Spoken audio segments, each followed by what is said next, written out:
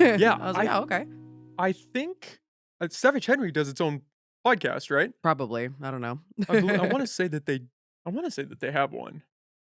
Yeah, maybe. I'm not sure. Yeah.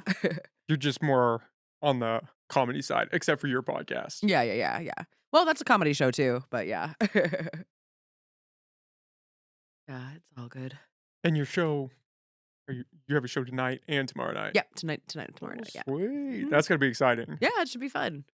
It'd be fun. Let me know if you want to comp or anything. I've got extra tickets. You're more Oh than welcome snap! to. I Yeah. would love to. Yeah, Okay. I'll have to check it out. I believe you're the first comedian that I've actually had on the podcast. Now Oh, that I'm thinking really? about it, yeah. Oh, funny. Nice. How long have you been doing comedy? It'll be 16 years in April. 16 Mhm. years. Wow. Yeah, somehow that happened. It's crazy how time just flies when you're doing something you enjoy, right? Oh, yeah, for sure. It doesn't feel like I mean, it feels like a job sometimes, but, most of the time it's great. Does it feel like a job when you're prepping or when you're rehearsing your act, or more so when you get on stage and you actually have to put it all together? It's more like, it feels like a job during when you're on tour because a lot of people think it's just like, you're partying all the time," but, like, it's like you really are conserving energy, I find at least, like, during the day. It's like I had a couple people, like, hit me up today, they're like, "Hey, you wanna, like, come over? We're gonna, like, smoke a bunch of weed and, like, watch a bunch of TV," like, just all this stuff, and I'm like, "I'm not being social with you, I have another thing to do," and then I have, like when you're doing a show, you're on for an hour on stage, and then you're on for, like, an hour or 2 talking to people afterwards.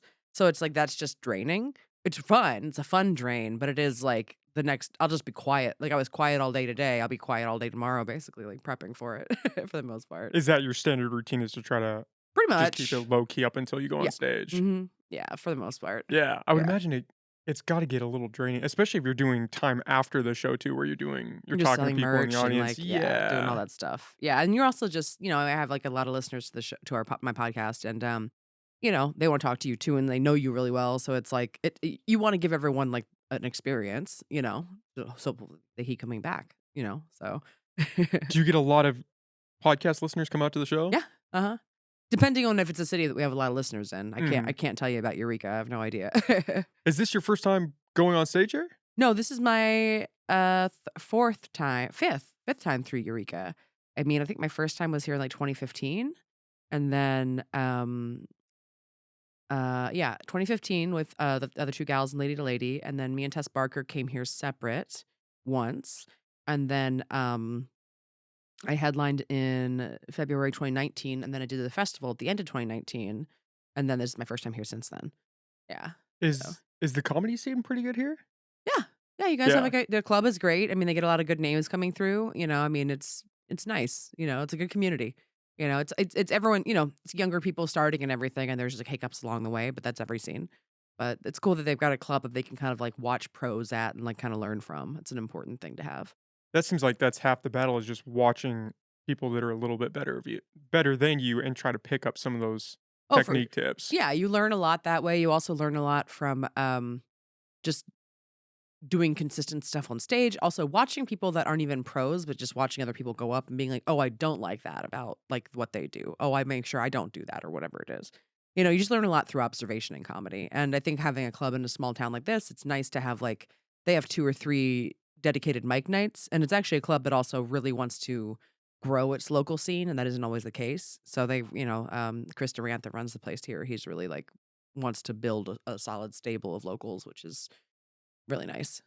I've never understood the idea of not wanting to build out a scene. If you own a comedy Yeah. club, it seems like you would wanna cultivate good local talent, because that just helps your Well, business. I mean, it depends on if you care about comedy or not. A lot of comedy club owners don't actually care about comedy. It's just a very cheap, easy way to make money because you're paying very few people a night, but you can jack up tickets, and then you have like a drink and food minimums and stuff every night, for like a relatively small retail space that you're paying for, and so it's very easy for them just to bring in people more so than like actually build a scene. A lot of owners don't really care about comedy. And that's would you say that's most comedy clubs are that way? I wouldn't say it's I mean, I couldn't tell you a split on it. I mean, I don't really mess with clubs that often. I usually do a lot of more independent type touring, like more small music venues and stuff like that. Bar shows is more my vibe. Is that just preference on feel? Preference on feel, also just, there's just, I'm a female comic. A lot of club owners just don't think don't take a lot of female headliners a year, and it's like I'm not gonna fight for scraps at a place. I'd rather be respected somewhere else. Has that gotten better as because it seems like now there's a lot of female comics. It was really getting better pre-pandemic. Post-lockdown, a lot of clubs have kind of more because there's such a backup in dates, basically.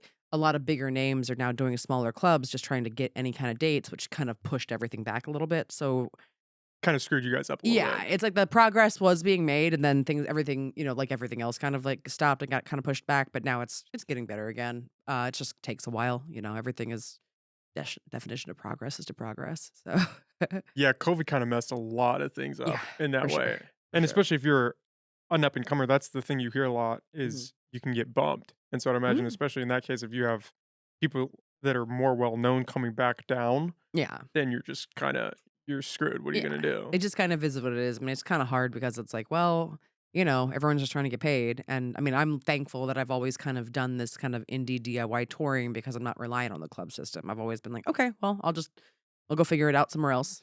And that was a pivot that it was a lot easier for me to make than a lot of people, I think.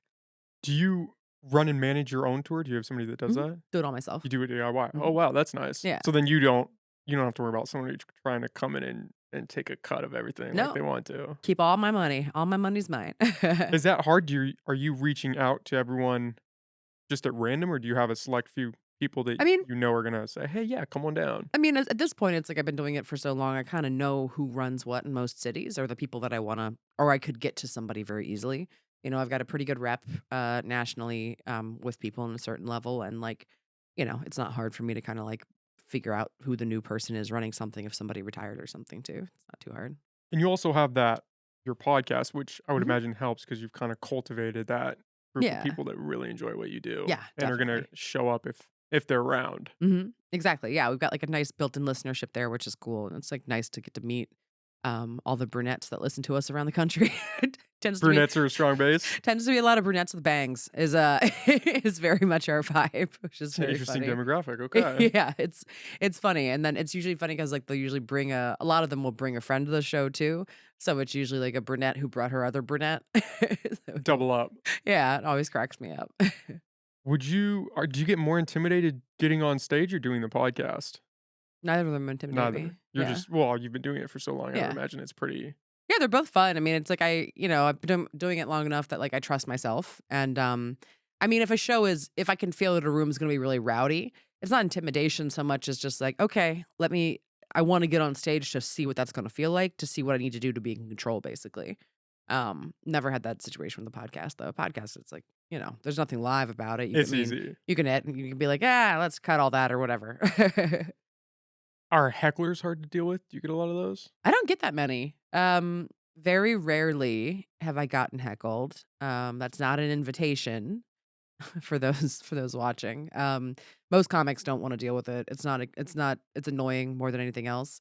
There's a couple different kinds though. There's like the heckler that is just not used to being in a comedy show, so that they're kind of talking, but they're like being supportive, but they don't realize they're being interrupted that they're not helping. Not aware they're fucking up the Yeah, show. exactly, and, like, those people, it's, like, very easy just to be like, "Hey, man, love you. How about you just laugh along? Shh." You kinda train them a little bit during your set, or, like, that's the way I deal with it, and there are people that, like, are a little bit drunk, but they still are, like, trying to help, and, like, you can kinda be a little bit more patient with them, but try to shut them down, quicker than sooner than later, and then there's, like, the assholes, but, like, you've clearly triggered something in them with something you've said, and, like, I don't fuck with them. I just, like, will say, "Shut the fuck up, we're not playing this," and then I try to get them bounced out as quick as possible because it's not, a It's lot not helpful. it's not helpful, and it's also it's making the show about that person, and it's not, everyone else in the room paid to see you perform and do the best that you can, and, like, this person is disrupting it and,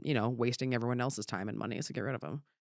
Do you have a certain approach that you take? Are you nice the first time and then you roast them, or It's do a you just try to get them bounced? 2 strikes, you're out with 2 me, where strikes. I'll just try to be nice. I'll be very nice once, and I'll be, like, nice and a little bit forceful, and then if, like, you still are pushing it, then it's like, "Alright, we're done. You gotta go. You gotta go, man. It's just not fun anymore for anybody." Um, and I won't I will mostly just do that and then roast them once they're out of the room kind of, but it's like I don't like to escalate, especially, in the climate we live in now. You don't know what anybody has on them or, anything that can happen. It doesn't feel like a smart idea, I think, for me at least, to be picking fights with. Yeah, especially now where people feel it's okay to bum rush the Yeah. stage. You don't wanna Yeah. get involved. Or, people have guns and shit like that. It's like I've done shows in, like, places where I'm like, "Oh, this is like an open carry state," or like, "Somebody could have something here. Let's not, like, pick a fight with somebody." And that hasn't really been an issue that I've had to deal with too much, but it is, like, a concern to have. Does that weigh at the back of your mind a lot?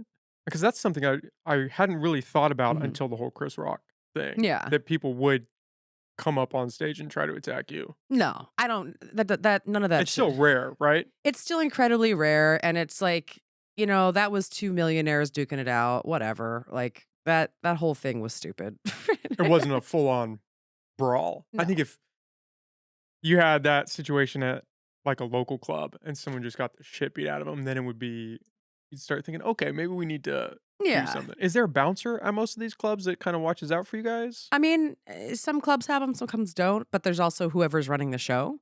Um, you know You just gotta hope that they're willing to step up for you. Yeah, yeah, or, I mean, it's just like, I'll shut a show down completely, and because I can sit in awkwardness way longer than anybody else in that room. It's like that's part of the superpower of being a comic, where it's like, "Oh, I'll make everybody have a really bad time until somebody gets rid of that person, and if they come up on stage, I'll just keep moving from." I mean, yeah, it's not I have no problem grinding a room to a halt to punish somebody. That's been one of Yeah. my biggest struggles doing this, is Uh-huh. just sitting in the pause and Yeah. being okay with that and letting the Uh-huh. moment hang for a few seconds. Oh, nice. Well, do you feel like you've gotten better at it as longer you've done it? Yeah, Yeah. definitely. I mean, the more of these that I do, the more comfortable I feel with it. But Nice. in the beginning, it was rough. I Yeah. felt like you couldn't leave any silence. You had to eat every moment and just keep it going, that constant Mhm. pace. Well, and that's anytime you're learning to perform, like, that is what you do. You fill the space until you learn to kinda let yourself breathe. Because and that's just the confidence of performance, basically, to be like, "Oh, I'll know how to fix it if I have to. It's fine." And sometimes you have to let a moment hang to really reinforce somebody's Yeah. idea. If somebody said something, maybe they Mhm. said something crazy or brilliant. Yeah. And if you just jump right in, you kind of fuck up that moment. Yeah. Exactly, and it's just fine to, take a beat, listen to it, and actually hear it, and what does that mean to you versus just talking without the thought of it too. I mean, I think that's a thing that a lot of people fall into, when they're starting to learn everything. Yeah.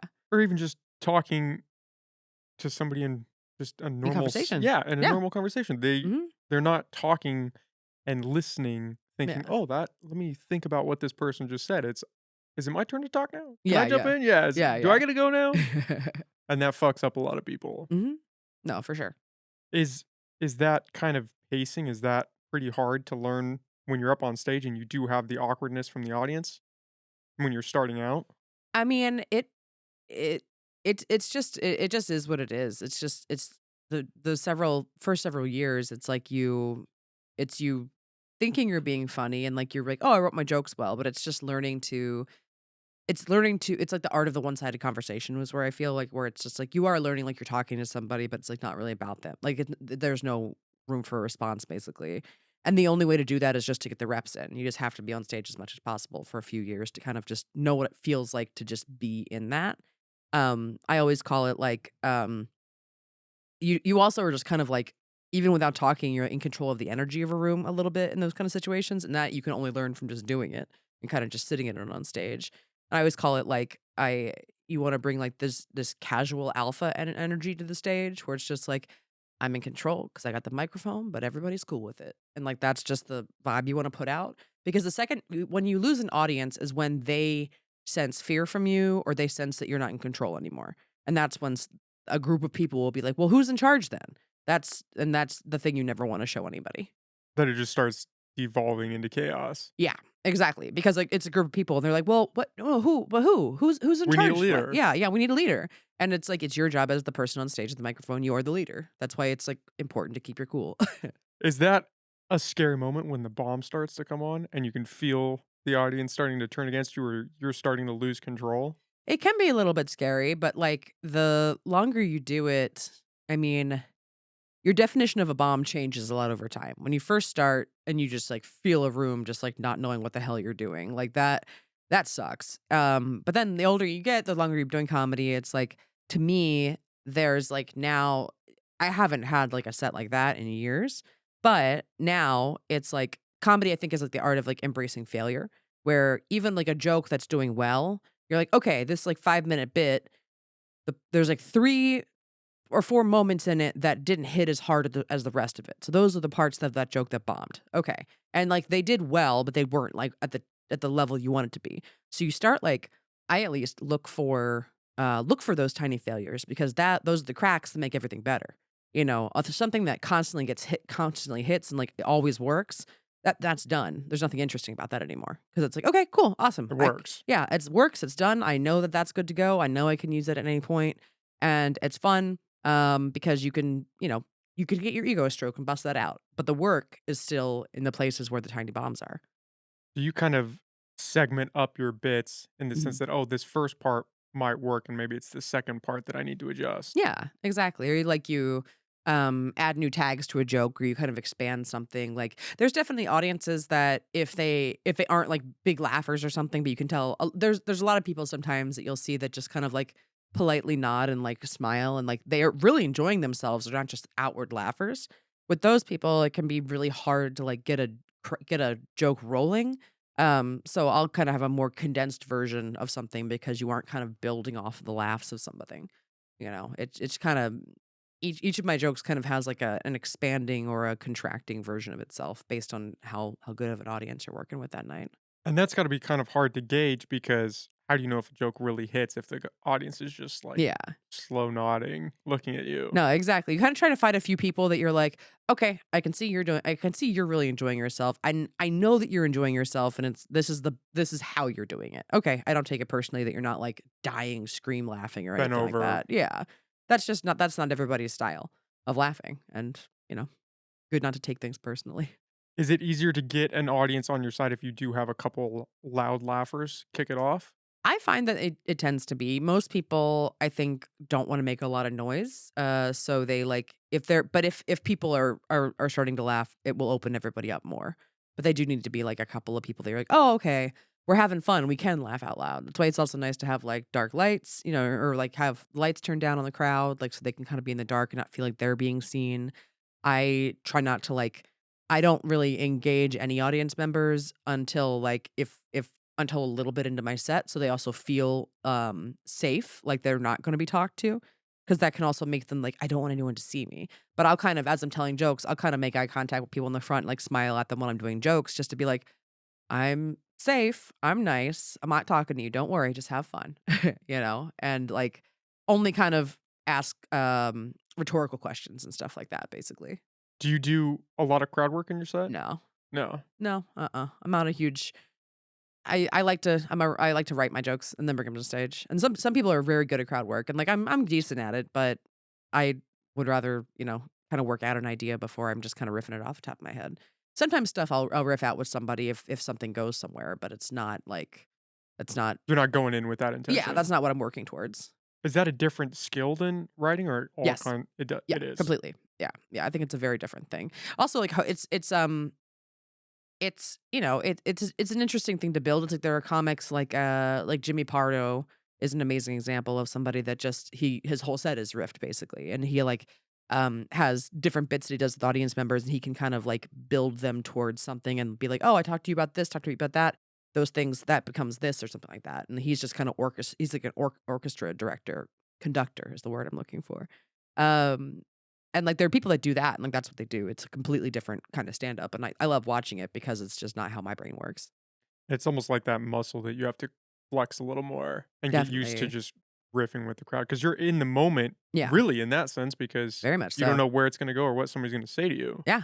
Yeah, exactly, and it is fun because I would never go up, like, with that just as my intention for a set, but I've gone up, um and then had somebody say something, and then that just turns into a thing we come back to, and, my sets are still pretty loose, like, I know these are the jokes I'm gonna do, but they aren't so defined that I can't kinda leave them and come back to them or whatever, um, and I'm still pretty loosey-goosey on stage, I try to be, but always wanna get out the stuff that I've been working on. That's what I'm more interested in. How do you come up with a bit? Just like usually my stuff's just based off of things that I see or, stuff that happens to me and then I try to take like a mundane situation and extrapolate it to a crazy place is usually what I'm trying to do or trying to find like a commonality in people. Like, hey, this is a funny thing that we all do or something like that and try to I think comedy is at its best when it is making people feel like they're not alone, So it's like, "Oh god, I also think that." Or, "Oh, that also happened to me," or something like that, you know? Kind of unifying everybody under this idea. Yeah, exactly. Do you do you write or do you pull a lot of it from when you're on stage or just out in life more so? It's more like, "Oh, that thing happened. I'm gonna talk about that on stage tonight. Here are a couple of fun ideas about it," and then I'll try to riff around that for at the beginning. I rarely sit down with a pen and paper and I'm just like, "This is the bit that I am working on. Like, this is the idea," and then can break it out from there. But there are times where usually when I'm driving places or from the shower, I'm, like, thinking about an idea, and then I'm like, "Oh, okay, that's what that joke is actually about," and then I'll try to, bullet point out a couple of things but I usually, finish putting it together on stage. When you're putting it together on stage, how do you know if it's gonna work out? Do you test it at 3 or 4 different shows, or is there a point where you say, "I gotta give up on this one"? Yeah, you usually bring it to a couple different places, and then see, like, what is hitting and what is not. I mean, I usually know if I can tell if, like, the kernel of something works or not, and then I know, "Okay, well, that works. I don't know the format of the whole thing yet. Let's figure that part out." Like, very quickly, I can know if I should be like, "Oh, okay, that's, like, too niche of a thing or too esoteric of an idea to do in stand-up. Get rid of that." That's usually my what I get rid of, but, like, um, yeah, it's just kind of bringing that on stage, seeing when people connect to it, and then trying to figure out how that fits into, like, my point of view as a comic or whatever. Because it seems like I would imagine the audiences are pretty diverse most Mhm. times, and so you wouldn't wanna just throw it away after the first one, No, no, no. but after the 10th one, if you're still not getting laughs, are you like, Yeah. there still might be some gold in this, I just haven't figured out how to put it together." Yeah, exactly. And then there's definitely some like premises that I've been like, okay, this is something I don't know that I know what it is yet, but You I'll can just feel it. yeah, I'm like, okay, I'll keep this I'll have this written down and then if something usually what happens is something later will be like, "Oh, that's how I talk about that." And then you kind of try to find it. That becomes the callback or like that becomes the thing that that bit was actually about or something. It's So, all about just the time and spacing of, "Okay, I've got this mhm. idea, maybe I'll put it away for a second, then if something else comes in Yeah, that fits with it, I can use that." exactly. Yeah. Yeah, I'm a fan of comedy, but the Mhm. idea of getting on stage to do it kinda scares me. Well, good. I think most Don't people would do it. fall into yeah. Don't we it's audience members, people that are fans of comedy are much more important than comedians. There's too many people that wanna be comedians right now anyway. Really, I always thought the common thing was that there aren't enough comedians out there. Oh god, no, there's way too many. That kinda feels like podcasting nowadays, Yeah, because there's yeah. what, 4,000,000 podcasts or Something like something? that for sure. So too many comics. Yeah, but I mean, I want everyone to try it, but, Too like many comics or too many bad comics? well, too many bad comics for sure, but I've seen people that I never thought would get good also get good, so I don't, like, wanna say that nobody should be trying it or whatever, like, go for it. But it is a grind and it hurts to do for the especially those first couple years where you're just not good. You can be funny and you can, like, figure out how to get laughs, but, like, you aren't you don't have the consistency in your bones yet. It just takes a while for that to kinda, like, really sink in. And if that isn't, like, a constant so if that isn't constantly intriguing to you and you don't find joy in it, don't do it. It's almost that idea of being a glutton for punishment, right? Where Yes. you're just gonna you have to accept the idea that you're gonna eat shit for an extended period of time. Basically, yeah. I mean, that is it. I mean, it's like enjoy it because I feel like it has been a different challenge every night, and I haven't been bored in almost 16 years. So it's a nice way to just be like, oh, okay. Like, okay, so what's the challenge tonight? Like, what are they gonna like? What aren't they gonna like? What's good about this room? Like, oh, what's like a funny thing I could say that relates specifically to this place or something like that? How can I tailor this set differently? And I think, um, it's just always a little bit different and challenging.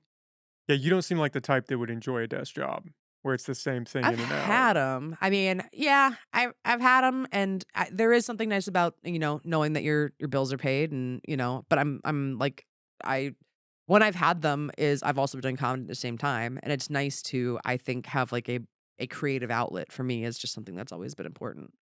Was there ever a time when you were starting out that you thought of leaning the other way and going more into the desk job thing? Um, I mean, yeah, from time to time, there's thoughts where it's like, I mean, I'm very good at I'm very good at logistics and stuff like that. Like I plan all my own touring. I've self-released my albums. I every like I'm very good at Google and Excel and all that kind of stuff. And there's been times where I've been like, oh, I could like I'd be a very good tour manager. Like I'd be very good at like any stuff on like the business side of it. But you know, I can do that and I can also do this. Yeah, and it works in the Yeah. sense that you could do it for yourself that way. Mhm. Yeah. I mean, yeah, I'm a person that like, there's a people that like live to work and there are people that work to live basically. And my job needs to like for me, it needs to matter like it needs to matter what I do. Like that I get a lot of fulfillment from my work versus it being like just the thing that pays my bills and then that pays for, hobbies or other things like that. Like I would not be very happy.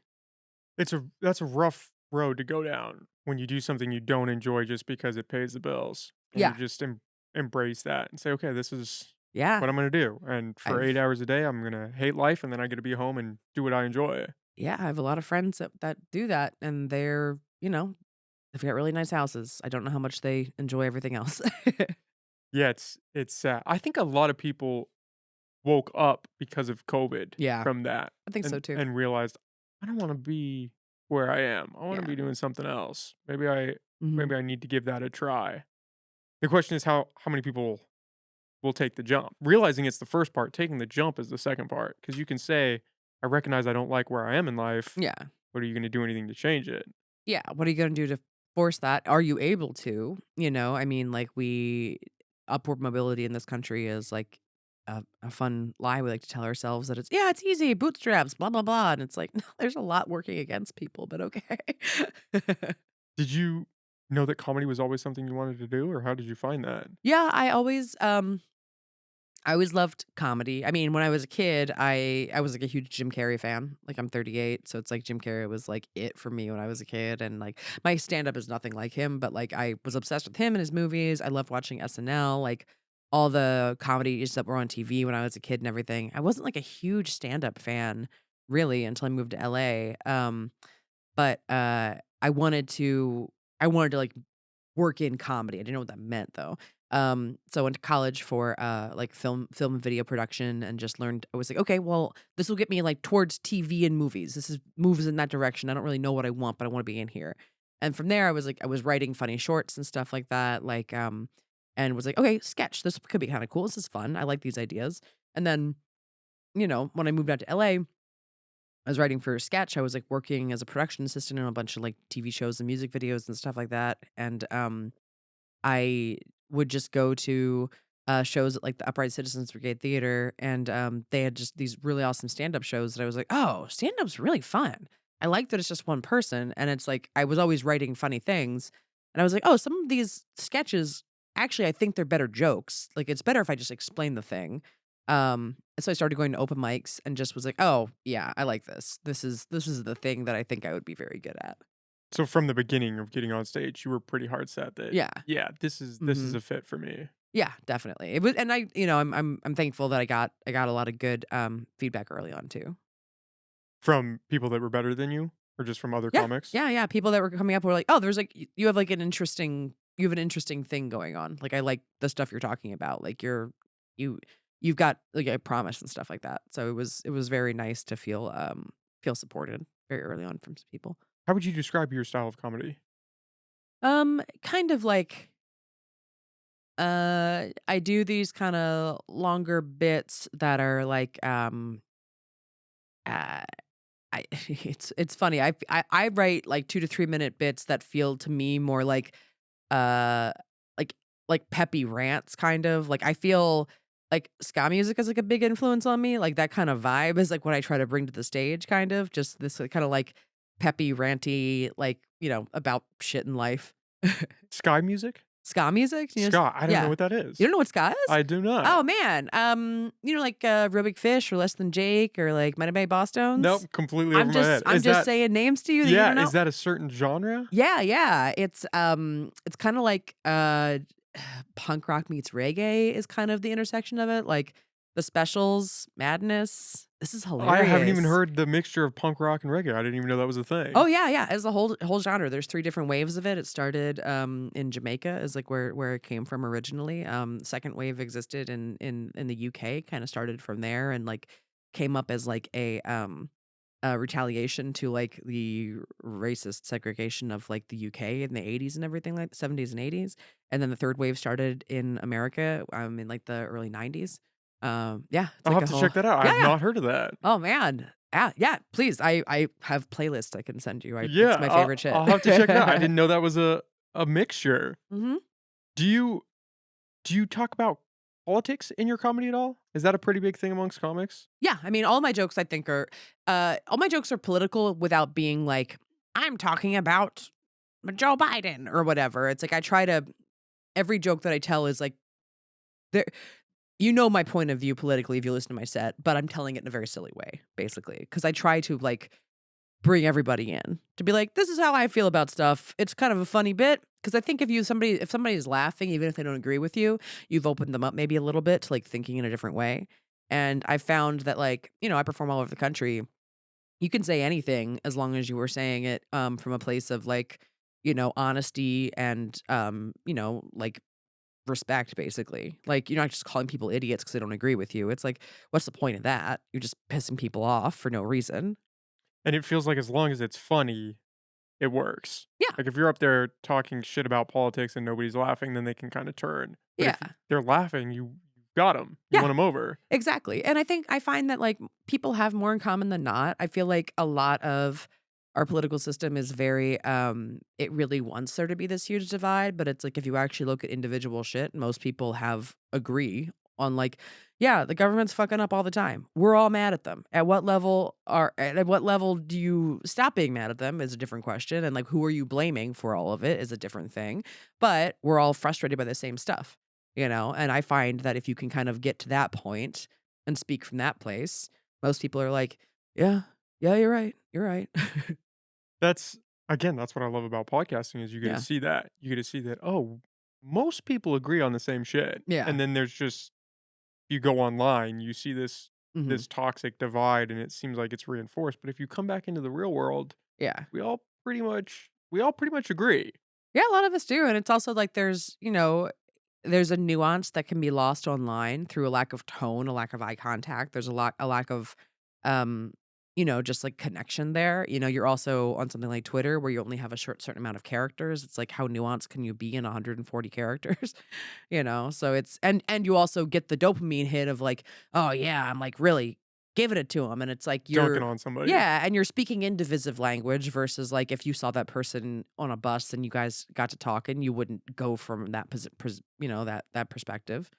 Well, the anonymity aspect comes into play with Yes, that too, for sure. because Yeah. half the shit that gets said online wouldn't be said face to face. Yeah, oh, no, not at all. Not at all. And it's like, "Alright, that's cool that you're hiding behind your computer." My thing is I'm always like, "You got something else going on, this isn't about me. I hope you figure it out."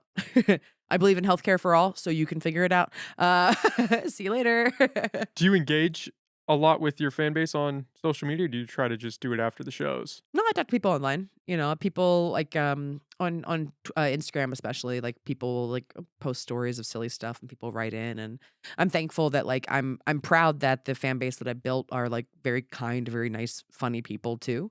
So that's usually who interacts with me. But if you're a troll or something, I just block people immediately. I'm like, I gotta, you got more time than you deserved anyway. Bye. That's the big thing. If you're spewing hate online, Yeah. you probably have too much free time on your hands. Yeah, I think so. And like you're also hurting. You know what I mean? Yeah, Like, nobody's doing that and loves their life and yeah. is happy and fulfilled. Exactly. It's like you're like, my thing is like, I try to just extend empathy towards it to be like, okay, you're a hurt person and I'm sorry for whatever hurt you. This is not about me. I'm checking out. Yeah. See you later, man. I hope you figure it out. Yeah, I'm still trying to figure out how I feel about diving into the comments Yeah, yeah. because it can get dicey sometimes. No, it can definitely get dicey. Like, is it worth it? I don't know, you know? I do like the idea of using it to build a community. I think that's Yeah. a great Mhm. medium. But then you have the trolls or you have the people that are just spewing shit to Yeah. talk shit, and it's like, "Oh, you don't wanna just respond to the good comments because then are you cultivating some fake image?" But then you can't spend 6 hours engaging with the people that are just No. hating on you. Yeah, no, don't talk to them. They don't matter. Yeah. The people that like, my whole thing is the people that are, like, enjoying your stuff, they're the ones that are gonna pay your bills. So that's who I talk to. You know, the ones that are, like, saying that I fucking suck or whatever. It's like, "Okay. Oh, you're never gonna buy a ticket? Bye. Please never see me again. That's fine." Yeah, if they're coming out of the gate and you know that they're not Yeah. gonna support you, it's like, "Okay, what are we doing here?" Yeah. There's a lot of people in the world. Go support somebody else. I hope you find somebody that does make you happy. If I'm not it, that's cool. Bye.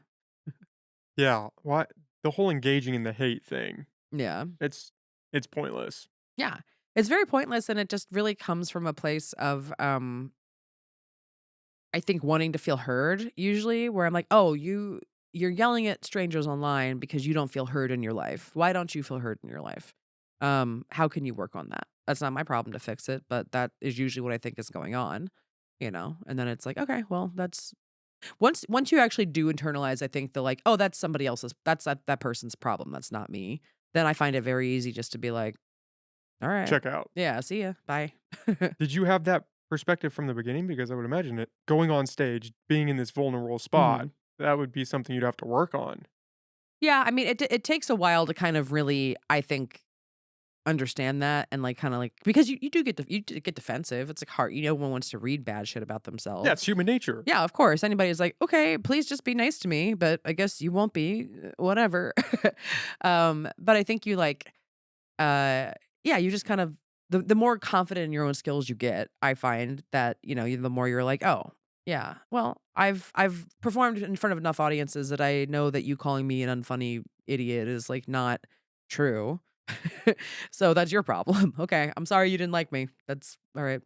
Keep it moving. Yeah, yeah, exactly, and that's just, the longer you do it, the more it's, like, just not I try to think that I'm like, does somebody like Tom Hanks just, like, scroll his phone to see bad shit people are saying about him? No, he's got more important things to do. That'd be pretty funny if you did, It'd though. be He's just up hilarious. until 4 in the morning, they're like, "Oh my god." Yeah, exactly, be like, "I'm arguing with Tom Hanks on YouTube. What the Yeah, hell's going on?" yeah. "Why is he in my Twitter mentions right now? What's happening?" Yeah, exactly. So I just try to be like, okay, well, people that like are successful and like seem like they really are enjoying their life and have done a good job, like, how would they handle this situation? And it's like, oh, they wouldn't engage because you're not worth their time. All right, cool. That's probably a good thing to go with then. And it's just not manageable at scale. Yeah. I mean, if you've got 4,000 people, Hmm. even just that, 4,000 people, Hmm. and a third of those people don't like you, Yeah. that's a lot of comments coming your way. Yeah. It's like, how Exactly. why spend any time engaging in that? Yeah. No, exactly. There's no reason to. There's no reason to. It's not those people that just they have some other shit to figure out, and that's on them to figure out, and it's not my problem. Does it get dicey talking politics on stage? Because politics in general, Uh huh. I've found at least doing this is Yeah. it can go either way. People can wanna talk about it, people can lose Yeah. their cool when you start going into that realm. I mean, I think if you can remove your ego from it, I think That's the it's biggest yeah, I think thing. that's the biggest thing, and I do find that, like, if you speak honestly and without condescension, people will listen even if they don't agree with you, you know? And then it's like I always like I go, "Hey, look, this is how I feel. You might feel differently. I got the microphone. I'm talking for a second. It's my turn. I don't necessarily think you're an asshole. There's certain views that obviously I think you're an asshole if you have them, but, like, I also don't necessarily think if we disagree, you are outright an asshole out of the gate. So, how about I just tell you how I feel?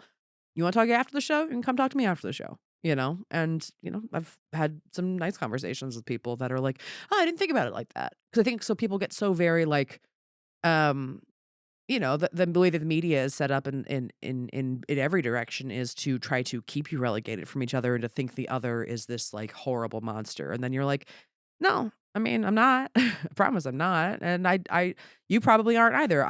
I think you've probably been misled in some way, because I think, the way that things are set up, like, the media wants to keep this, like, Echo this chamber. echo chamber and this duopoly of these 2 different, parties and things, and I think it's all corrupt and garbage, and people usually especially older people are very like, "Oh, you don't like the Democrats either?" And you're like, "Yeah, most people don't like any of it." Yeah, your actual problem is with all of it too, you know? And I find that that tends to be, a good way to break things down.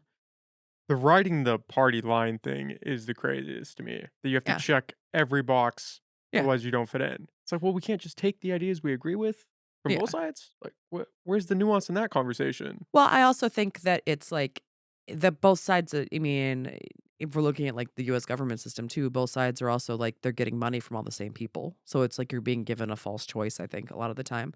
And I think it's like, we don't actually have like a real choice in front of us most of the time with most things. It's 2 sides of the same coin, Yeah, it's and all they're co- selling you the dream.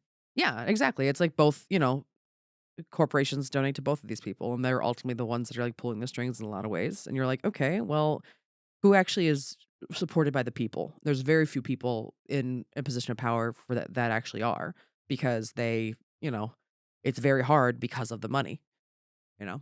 It all comes back to the money. Yeah. That's the scary thing. Yeah. It all comes back to the money. Yeah. Every time. Yeah. It's again, it seems like that's one of the real benefits of comedy is you get to bridge those gaps if Hmm. it's funny. People are more willing to just be receptive to the idea Hmm. if it's coming at them and they're laughing while they get it. Yeah. Whereas if you're sitting across from somebody and you're screaming at each other, Yeah. nobody's listening. You're Yeah. being reinforced into whatever you walked into that conversation with. Exactly. You're doubling down on your shit and you're also you're defensive. So you're not listening to anything. And why would you be? If someone's screaming at you, you're like, oh, am I going to agree with you? No. Yeah, this doesn't make me want to change sides. Yeah. No, not at all. I always think that to the art of laughing, the actual act of laughing is to basically say, I am here and I am full of joy. Like if you are laughing, you cannot actually be afraid in the moment that you are laughing. You know what I mean? Like that is like what laughter is. It's like, haha, like I am here and I exist and I am happy. Like that is what a laugh is. And if you can get people to that place, they're much more open to listen to you with things. It's hard to be angry and laugh. Yeah. Yeah, Hard to exactly. do that. Yeah, exactly. If anything, it's like you laugh when you're angry as like a release from that anger to like manage yourself, you know? Or like you laugh when you're anxious kind of for the same reason. It's like you trying to like reset your equilibrium.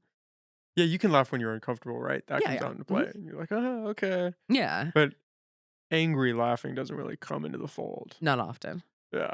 Yeah, very, very rarely. If anything, I mean, yeah, you're not laughing at something because you're angry at it. You're mostly laughing because you're just trying to like get away from that emotion, usually. And it breaks down the tension. Hmm. Everybody's laughing. Yeah, We might not agree on yeah, everything, but we're having fun, yeah, and we're all here for the same reasons. We all want to laugh. yeah. Is one of the things as a spectator that I've heard Mhm, over the years is that there are these ages of comedy where it's mhm. easier to say dicey things or to engage people and then harder. Do you buy into any of that? No, it's all bullshit. It's all bullshit. It's all bullshit.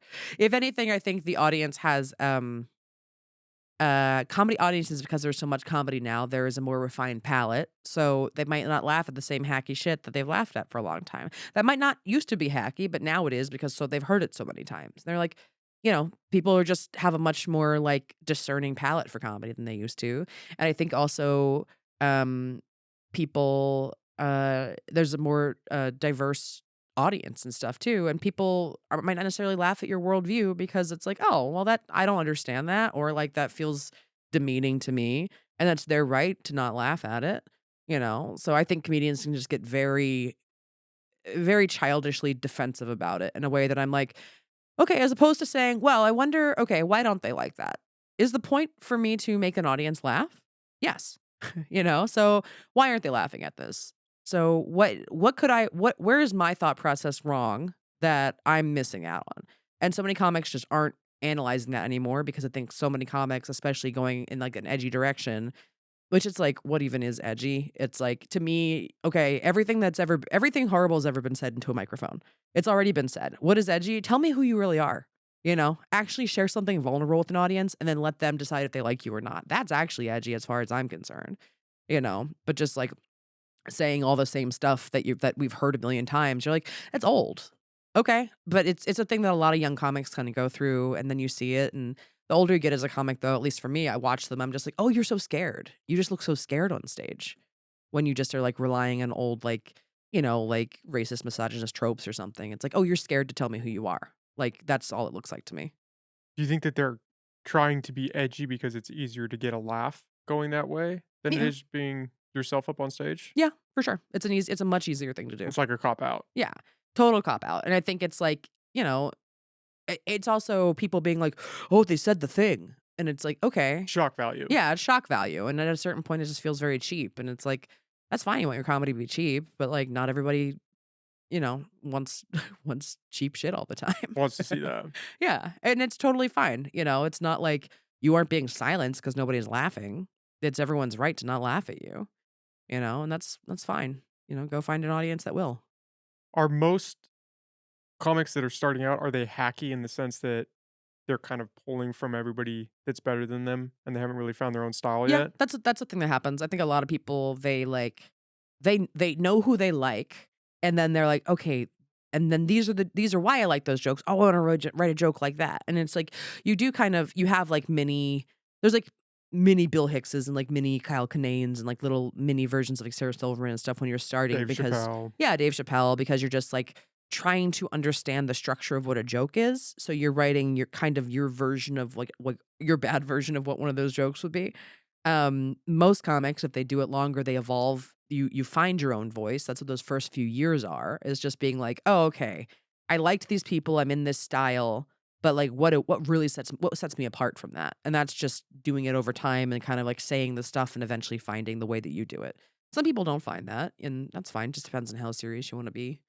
Yeah, you don't wanna be the person that's still doing the same old jokes Yeah. 10 years down the road, and you're still biting off somebody else's style. Yeah, exactly. And there are people that do that and you're like, "Okay, that's fine." I mean, you can do that. Everyone can do what they want, but, It's weird because you can't do that in comedy, but you can do that in music. You could have Yeah. an Elvis impersonator and Uh-huh. have a successful career and do Yeah. that for 25 years, and you're just Yep. pretending to be Elvis Yeah. for your career. That's Mhm. what you do. Yeah. Yeah, I mean, yeah, But that it's would never work if somebody came on stage and they're like, "I'm gonna impersonate Dave Chappelle," or "I'm gonna impersonate well, it's Chris Rock," or funny. whoever. It's funny. I've done, there was, like, an all-female comedy competition in California that I did years ago. It was really bad. But, I made it to, like, the 3rd round, and the gal that beat me in the 3rd round, she was straight up just doing Richard Pryor jokes. Um, Verbatim. like, almost verbatim, yeah. But they were, like, I mean, I recognized them, and I was like but she brought a ton of people who, like, all voted for her and stuff, and I was like, "Alright, whatever." But also, you'll never get anything of note with that. Like, you're never gonna get late night with prior jokes, you're never gonna get a special of any kind, like, I guess you can record an album, but you're never audiences are smart. They know if it's an original thought from you or not. Like, they will know if it's you or not, and people get called out for joke theft every once in a while, but it's like parallel thought does occur, but you could never build a career off of somebody else's act. Well, and with Richard Pryor, Mhm. I would imagine you could almost kinda get away with that with most people because how many Yeah. would be able to tell, "Oh, that's a Mhm. Pryor joke," unless they're Yeah. really into comedy. Exactly. Yeah. Which is where it all kinda washes out eventually because it's like anybody that is going to like any kind of gatekeepers in comedy, like at a certain point, they'll be like, "Oh, yeah, this is not you." Okay, that's fine. And she performs doesn't she's not a headliner anywhere. She doesn't really tour or anything like that. I haven't seen her name anywhere in forever, but I also don't think there's anything necessarily wrong at that level. Like, I mean, I think it's like you don't really know. You might not know that that's wrong because of like covers and music and stuff like that, but just not gonna get very far. I've seen people do Steve Martin material on stage, and I'm like, oh, well, all right, this club booked them for 5 minutes, but like they're you're not gonna You're never gonna go where you could go yeah, with with something original else. material. Yeah. Yeah. Yeah, you'll just it kind of all stops itself at a certain point, I think. And I think comedy really is like the great equalizer in a lot of ways because people will just be like, "Oh, okay. Yeah, I'm not that didn't hit me because it wasn't really who they were." That's what you hear, and if you're funny, you're funny. Nothing else Yeah. matters. Mhm. It's just you gotta be funny. Yeah. Exactly. Yeah. The joke theft, is that pretty common at lower levels? I would imagine, like you said, once you get high enough, Yeah. you would be weaned out. It wouldn't be sustainable. Yeah. Well, and I mean, it doesn't honestly, I don't think it happens very often at all. I think most of the time it is kind of parallel thought, like especially with observational comedy. If like if like 1,000 people look at this camera and have, 2 of them are gonna have the same thought about it. You know what I mean?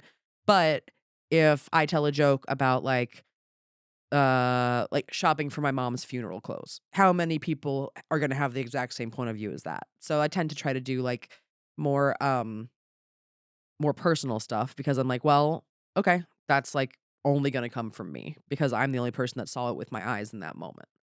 So you're actually working that into your bits as you're coming up with them, the idea that, "Oh, I don't want it to be parallel thought." Kind of, yeah. Yeah, because I'll try to analyze an idea to be like, "Oh, that's funny." Like, "Okay, I have, like, a funny thing to say about this Monster Energy drink." Okay, well, but, like, what's how is that thought gonna be different than 10,000 other people's thoughts about the exact same thing? How do I make it unique Yeah, and personal to me? mhm. I think Twitter is, like, a really good example of just being like, if you write a funny joke, go search for that joke, and then be like, "Oh, yeah, 10 other people thought of that. Whatever. We can all have the same thing on Twitter. It doesn't matter. None of us are, like, you know, selling that one-liner on Twitter, but I do think it's a good, like, reminder of, like, yeah, no one's stealing anything here. It's just a bunch of people thought the same thing about the same thing, and that happens, I think, a lot more often than people think. And you can forget that you saw something too, that does Yeah. happen, where Oh, you think that's definitely a you thing. come up with this Mhm. idea and you're like, "This is great," and then you realize, "Oh, this has been Yeah. out there forever, and I must have come across that now." Yeah, exactly. Well, and it's like, I mean, Robin Williams notoriously would like he was like a sponge and he wouldn't realize it because his sets when he would go on stage later, he was such a riff machine that like his brain was pulling shit that he forgot that he'd even seen somewhere else. And people would come up to him and be like, dude, you're doing my bit. He'd be like, oh fuck, I'm sorry. And he would give people $500 just to be like, I did not mean I did that. I did like, and he genuinely didn't realize that's what he was doing a lot of the time. That seems like the way to do it. Yeah. Just be genuine about it. If Yeah. you do bite somebody else's bit, then say, "Okay, my bad," Hmm. and walk away. You don't wanna be the person that keeps doing it. Yeah, exactly. It's like genuineness and like empathy. I think honestly, if everybody had a little bit more, a lot of problems would be fixed. When you specifically were starting out, Mhm. how did you have a moment where you said, "Okay, like, I'm good at this, like, this could actually be something," or is it you just have to keep pushing and hope that you get some external feedback in that sense? Or how do you know if you can actually do it or not? I mean, so when I started in LA, I took like a stand-up comedy class, like a 3-week just workshop thing just to kind of with a teacher to be like, what is a joke? How do you put and she put us on stage to be like, go talk about something from your day or whatever. And we would do that a couple of times. Um, and it was like I I just had a couple of funny thoughts that people were like, "Oh, that was funny." And she was like, "You're new?" And I was like, "Yeah.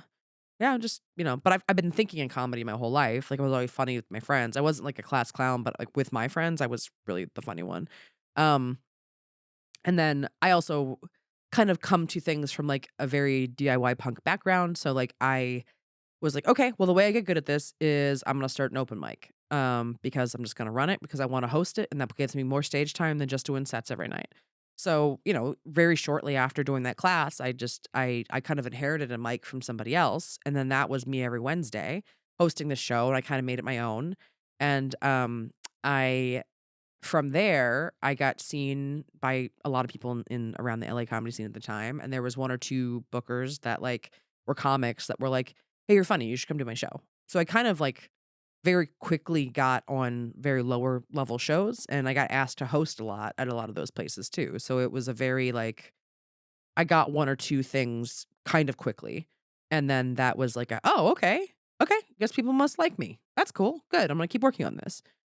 So I kinda I got, like, some external validation kinda quickly, and I also just I enjoyed it, and I kind of knew you go to open mics, you see, like, a very wide variety of people, and I was like, "Well, I know I'm at least funnier than, like, half the people here because they are just eating shit constantly." So I was like, "Okay, I'm at least somewhere in, like, the top half of, like, people that are doing this at the moment. Let me try to keep closing that gap as much as possible," basically, and just kind of approached it from that place. Sometimes seeing people that suck is really helpful, Yeah. Oh, and just 100%. saying, "Okay, not that bad, so Yeah. maybe I can keep going and maybe I can build it out to be something."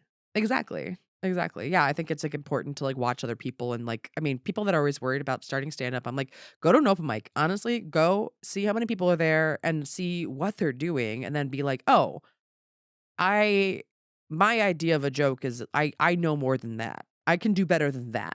And I think it's like, not to shit on that person or whoever they are, but it's like, "Okay, I can be better than that." Okay, well, keep trying to work your way up from there. And with you, I would imagine that the starting out in that hosting realm and Mhm. kind of going down that path, that must have been incredibly helpful for doing Very the podcast. I It mean, absolutely and for your was. comedy, but Yeah. you're kind of engaging more with the crowd in that sense, and then Mhm. that translates right into speaking with whoever you're talking to.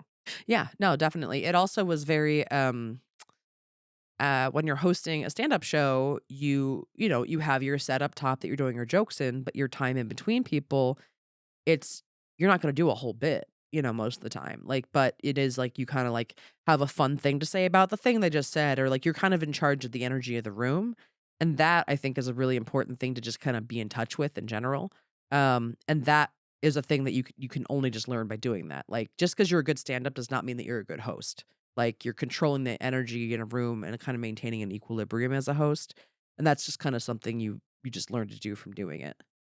It's like a different muscle, like we were talking about Yep. with Mhm. riffing with the audience, being able to do that Exactly. on the spot. Yeah. Yeah, and also just learning to trust you learn to trust yourself with the microphone faster and just be like, "All right, yeah, I mean, I'm not only doing prepared material," in which we're podcasting is the same thing where you're like, "I'm not coming in with a bunch of shit I've written down." It's like, no, I, like, trust myself enough to just talk because I've done it enough and it's You've all got about the learning to time. trust yourself. Yeah. Yeah. And about, like you said, doing the reps and Mhm. just putting in the work. You can't jump to the finish There's line no and say, way. I've got this. No. Like, we're okay now. Yeah, and it's like I've seen some very famous people bomb because they stepped away for a long time or they thought that they were gonna be famous and that would do it.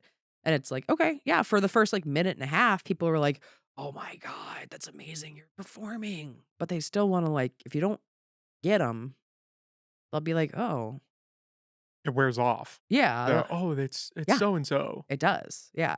So it's like it is kinda like I think stand-up can be the great equalizer in a lot of ways for that reason. It's just kinda like, "Oh, okay, yeah." You're funny. I know your face, that's cool. What do you Are have you to say? funny? Yeah, what are you funny? Can you back it up? Are gatekeepers what they used to be nowadays? Or have they kind of phased out because of the internet and you can kind of you could do your own podcast or you can do these other avenues to build up your brand? Yeah, I mean, yes and no. They have less power than before, and there are more of them, which is good. Um, but I mean, you can still create an audience on your own. You can still put out a podcast, you can still put stuff online, and you can build an audience, and nobody can take that away from you, and that's awesome. In order to like unlock TV shows or late night or specials and things like that, there are gatekeepers that still exist. And, club owners are gatekeepers and, we've talked about them already. I mean, yes, there are certain people that do still exist. The more like younger and diverse people that take those positions, though, their palette is better. So they kind of just are more open to things that are a little bit different. There's like a lot of cool specials that have come out in the last few years that I don't think 10 years ago ever would have gotten made. And I think it's just because people are more willing to, like, try something different, and stand-up is kind of like we're not in a post-stand-up world yet, but people are kind of expanding what a special can look like, and people are more willing to take that chance and stuff because of seeing things, like, on TikTok and Instagram Reels and things like that to be like, "Oh, okay, cool, we could try it this way," or something. Do you think that we're heading towards a post stand up world? I don't know that we'll I don't know that we'll necessarily get there. It's What just does that look like? Well, I mean, it's like the idea of like what stand up is like a person talking on stage into a microphone just telling jokes. It's like a very rigid like this is what stand up is. And I think that there's like like Atsuko Okatsuka has a great special that's on HBO that just came out a few weeks ago and like hers it's like a more personal, more like one person show type thing. She has like her like grandmother's involved with it, like literally like dancing with her on stage and doing all this stuff. And it's like that I think is something that people would be like, "What? That's not stand up." And it's like, "Yeah, it is." So I think just the definition of what stand up is like gotten much much more broad. Whitmer Thomas, right before the pandemic, put out a special that is him showing like home videos and doing songs and telling jokes, and it just feels like it's much more higher production thing. Moses Storm has a really great one that he has like, this whole cool set built that like parts of it like light up and he like engages with it and stuff, like telling his story basically. And though they all worked them out, like, Moses worked his out in comedy clubs around the country and stuff, and, like, just kinda, bit by bit by bit, and I think it's, like, a much more a higher production piece, basically, than I think you would've considered a special a long time ago, and I think the I think a post stand-up world is more like the lens being of what stand-up can be just being so much broader. Like, it's still just, like, a person telling jokes, but it's like, okay, well, a joke can have, like, a visual hit to it, or, like, you know, we're moving past just I think a person telling jokes into a microphone will always be great, but the definition is expanded, and I think that's ultimately a good thing. The medium would kind of broaden out a little bit. You Mhm. wouldn't have to be there on stage doing Yeah. this structured sort of thing. Yeah, exactly. I mean, it's like you can still have an audience, but it's like, what is like there's like VR rooms that people do stand up in. I've done those shows every once in a while and you're like, "All right, it's fucking weird. I guess I." What is that like? You've done a VR comedy show? Yeah. Yeah, what's oh shit, Jenny Yang has a show. It's in one of those video games where like you have a little character. Um I don't know what it is. I don't know what the game's called, but, like, yeah, you do stand up as your little character, and, it's weird because you have, like, audience of, like, other little characters, like, laughing at you, and you're like, "I guess this is what stand up is. Weird, okay." But you can't see their or do their faces move? I don't know how No, good the VR tech is right now. yeah, not really. I mean, yeah, it's not great. I mean, it's gonna be a long time before I think that is a actual viable thing, but I think it's, like, interesting. It's interesting, and I think it's good to be playing with, Mhm. I think, and I've been guilty of this, and I think it's a lot of comics can very much be stuck in, like, "No, this is how it's done," and it's like, why not embrace the new tools? Why not have fun with the it's just a new tool, you can have fun with that. It's no big deal, like, and that's just usually, like, your ego whenever you're scared, it's your ego usually just kinda, like, throwing up against something, and to me, I'm very much like, "Okay, well, what about this don't I like and why don't I like it?" And it's like, "Oh, it's because I just don't wanna learn something new." Okay. Well, maybe we should, and let's see if that works for us or not. Yeah, you don't wanna be Blockbuster, Yeah, right? exactly. You wanna be Netflix. Yeah, yeah, you don't wanna be Sears. Yeah, right? Yeah. And it's just I mean, new tools like that are constantly coming out. And VR, it would be cool if the tech really got there, Yeah. where you could have people really feel like they're there and you could Mhm. see their facial expressions and kinda play off them a little bit more. Yeah, exactly, and it's like, maybe we'll get there. I don't have a lot of faith of that happening in my lifetime, but Did you do any Zoom shows or anything like that over yeah, the pandemic? did a Was lot of that Zoom shows. weird? I would imagine that'd almost be They're weird, but honestly, being a podcaster, I think really helped with them because it felt very, like you're not getting anywhere near as much audience reaction, but you can kind of talk through it. It felt more like doing kind of like a live vlog, I found. And whenever I would do Zoom shows, my jokes were very different on Zoom than they are on like a stage in front of a real audience. Like I would always have like, tell some story about my dog and like pick my dog up and just like fuck with him on camera, just kind of play around a lot more than just what the stage version of a joke goes. Or like I had like I had a neighbor that passed away during this older woman that lived near me that passed away right before the pandemic, and like they cleaned out her place. She was a hoarder, and they just had a bunch of crazy shit. And I had this like giant rusty machete they pulled out of her house, and I would like wave that around on camera and stuff like that when I was telling jokes about it. So it's like I kinda, like, played with props a lot more, or you had, like, the screen, so I would do a lot of, like, things coming in from the screen, like, it's just stupid little jokes and things like that, so it's just, like, playing with the medium differently. just switching up your routine a little bit Yeah. to better fit that format. Mhm. Yeah, and then just be like, I felt much more loosey-goosey, especially doing Zoom shows because it was like, "Alright." Lower stakes. Yeah, much lower stakes, and you're talking to people. It feels much more one-sided, like, in that conversation, much more intimate because it's like, here's, like, 30 people watching you on Zoom, and you're like, you can kinda hear them laughing, but you're like, "Alright, I'm gonna check the chat. What do you guys think about that in the chat? Oh, okay." And then, it was kinda a lot more crowd worky, but that was mostly just to fill the void of what, like, a room full of laughter sounds like. Was it harder getting your timing down with that? Or not so much where you kinda altered how you would do your jokes? It wasn't as hard getting it for Zoom. The harder thing has been, and feel like we've all kind of worked it out now. The harder thing has been transitioning back to live because I think moving to Zoom, you kind of would is what we were talking about originally. You can kind of fill that space a lot more because it was just silence. A lot, not even silence, but just the timing was off, like with an audience. and then bringing jokes back to stage. I and a lot of comics, I think, found out you kind of were, like, talking through letting the audience laugh and just letting them have that moment and being like, "Oh, my timing has, like, gotten way tighter because of Zoom. Let me s I need to consciously let this stretch out a little bit more and give people the space to laugh and give Sit in myself." the moment. Yeah, exactly, and, like, that was I think 2021 was, like, when things reopened, that was the lesson I think all the comics were kind of working on is, like, let me readjust my timing to what, like, a crowd feels like, and that feels like that I feel, much more evened out now, which is nice. Yeah, that transition back, Mhm. I would imagine, 'cause especially if you are doing a lot of Zoom shows and you're trying to get into that frame, Yeah. and then saying, "Okay, now we're back on stage. Let's Yeah. go how do we do that again?" Mhm. Exactly. You speaking of the post stand-up kinda world, you have that interesting thing that you've been doing, the Picture This. Yeah. Mhm. You wanna explain what that is for people that don't know? Sure, yeah, yeah, it fits very much into that post stand-up world. So, Picture This is a show that I've been running for 10, going on 11 years now. I created it and, host it in LA, and then we have a New York host, and we kinda tour it around to different places sometimes, and it's, comedians paired up with animators, and they live animate your jokes during your set through, like, a Cintiq screen using Photoshop. And, all our animators, we get people that like, we have like, people that work on like Big Mouth and BoJack Horseman and like huge names, which is awesome. They're, like the creator of Hey Arnold does our show a lot. We have, Pendleton Ward does it whenever he's in town, which is great. Um, and it's them. It feels like you're dealing with a very talented heckler, kind of, because it's interesting to see your joke interpreted through somebody else's mind because it's like, oh, that wasn't even the thing that I thought was funny about the thing that I'm describing, but that's what you took it away, or that's the direction you took it in.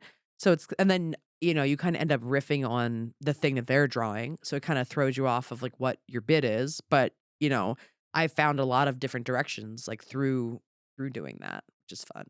It's an interesting concept. Yeah. I saw a video of an old bit of yours, it was the chainsaw juggler. Oh, yeah, yeah, yeah, I yeah. think it was up on YouTube, Yeah, yeah. and just the animation was cool to I'd Mhm. never seen anything kinda Yeah. mesh stand-up in that way. Yep. Yeah, exactly. It's fun because it's like, um yeah, it's just seeing your own joke interpreted through somebody else's brain and, like, what they took away from it, and also just cartoons are fun, and it's like, "Oh, man," and I also have a very, like, visual storytelling style, I think, and, like, to have somebody actually draw it for me is has been really fun to be like, "Oh, cool. I didn't know that's what it would look like to somebody else." Does it fuck up the flow in any way, or does it seem to mesh pretty well? Because I would imagine if you like you said, if you think you're Mhm. gonna get a laugh in this part, Yeah. and then you don't, and so you're progressing through the bit, and then people are laughing at what's up on the screen, does that mess with you, or can you find a nice flow state with that? I mean, it messes with you, but I think it's a good thing to be messed That's with like a sometimes. challenge. Yeah, yeah, yeah. Like, I always tell comics, I'm just like, you are not the purpose of the show is to be interacting with the thing, to find something new in a bit. Like, it's gonna throw you off. Like, and there's some people that have a hard time with it because I think they do not like the laugh not coming where they're used to it coming. Like, people will laugh, then the animator will get a bigger laugh because of the thing they just drew. And I've seen a few people just go, they don't like it until they turn around and then they see the thing and they're like, "Oh, that is funny." And that's usually when I will watch it click with their brain on stage, and they're like, "Oh, this isn't that serious. This is just fun." It's not me just, like, needing to perform my thing exactly how it is said every night. It's like, no, I'm playing within the idea that I had, trying to find something new, and I think if the people that embrace it are the ones that have the most fun with it. It's pulling yourself out of your ego again, Yeah. and just Mhm. going with the laugh. Yeah, exactly, and just realizing that, like, you know what? I'm in control of the thing we're talking about on stage, but, like, is me over here talking to the microphone gonna be as dynamic as, like, the giant dick that's been drawn next to me? No, that's gonna get the laugh, but I'm the only reason that was there in the first place, and it's like, You're narrating the story in a yeah, sense. exactly, exactly. And it's really fun, like, we shot a pilot for True TV a few years ago, and, like, I've taken it to the Kennedy Center twice now and, toured it at festivals all over the country and stuff, and it's, like, my favorite thing to do. I love playing in it. What made you come up with that? Or why did you wanna do that? It was just always, like, a fan of, animation and then just seeing, like, I'm friends with a bunch of people that work in animation and just through people in LA, and, there'd been a show that people were, like, drawing but it wasn't as nowhere near as interactive, and then people were just like, "And then here's your set. This is what a picture of your set looked like." And I was like, "But what if we put these together?" I think then that's the magic is this kind of like almost like, it's like the improv rule of like yes and. It feels very like you're both gonna create something new together versus like, "Oh, that's what we just heard." It's like, "No, just put it together and see what happens," basically. It's a pretty cool mesh, Yeah. seeing it play out as you're doing the bit and as these drawings are coming up, and then it's almost like, "Okay, what are they gonna draw Yeah. next?" Because it changes even as you're talking, it starts to alter, especially for the Exactly. chainsaw one, it was Yeah. he's juggling him and then he chops his leg off, and it's like, "Oh," like, Yeah. you don't see that coming, and then it hits. Yeah, exactly, and it's like the animators are so funny too, and I think it's just like it's a good exercise in, like, letting somebody else have the laugh every once in a while. It doesn't need to be all you all the time when you're on stage, and, we, comics process a joke verbally, and all the a lot of the artists, like, they're so good at joking visually, and it's just you're both comedians in a certain sense, it's just your output is a different thing. So it's just seeing the way that somebody else would handle the same premise from, like, a different output and just getting to, be like, "Oh, man. Yeah, that was great idea." It's almost like you guys are playing off of each other, Yeah. that you're Mhm. you're telling the story, but then you're also changing it based off what's being drawn, so you guys are you're getting feedback from each other. Yeah, exactly. I think it's like a very, it's much it's closer to podcasting kind of in a certain way where you're just like, "Okay, yeah, we're creating a conversation together." It's not me needing to be in control all the time. And it's fun just to kinda sit back and let the animator get a laugh every once in a while and be like, "Let's see what you're gonna do with that. What do you got?" "Yo, show me what you got." Yeah, exactly. "What do you got? Okay." And it's just, I love just seeing my stuff animated too to be like, "Oh, man, that's so stupid. That's what I was talking about. You're right." And you've been doing that for 13 years, you said? It'll be 11 this year. Yeah. 11. Uh-huh.